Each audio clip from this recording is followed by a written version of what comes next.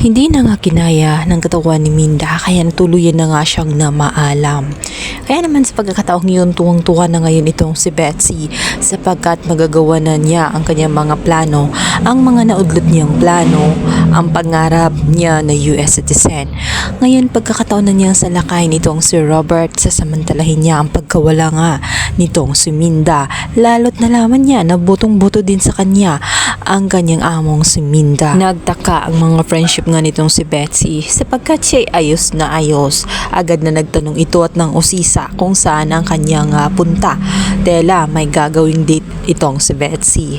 Tumawa lang itong si Betsy.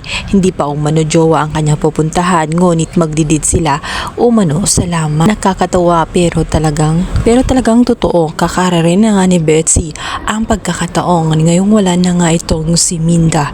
Siya ngayon ang talagang aalalay sa kanyang among si Sir Robert hanggang sa tuluyan nga itong mahulog sa kanya. Subalit sa lamay pa lamang ay magtataka naman itong si Gina sapagkat tela na silayan niya ang mukha na nga nitong si Betsy.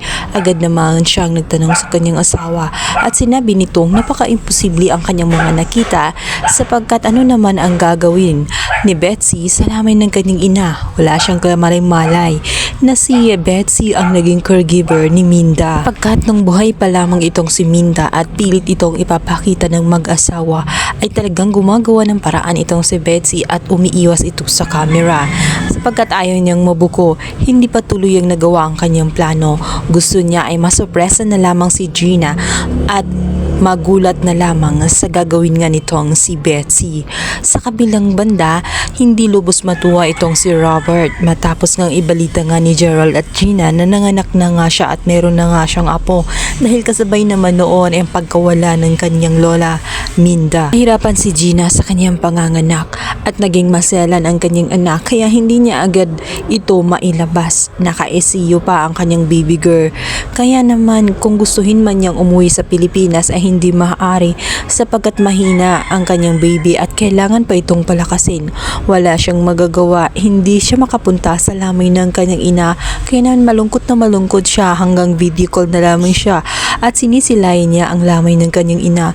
Lalo pa siyang magambala sapagkat tela na silayan nga niya ang pagmumukha ng kanyang ex-best friend na ito nga si Betsy kung saan may malaki itong galit sa kanya.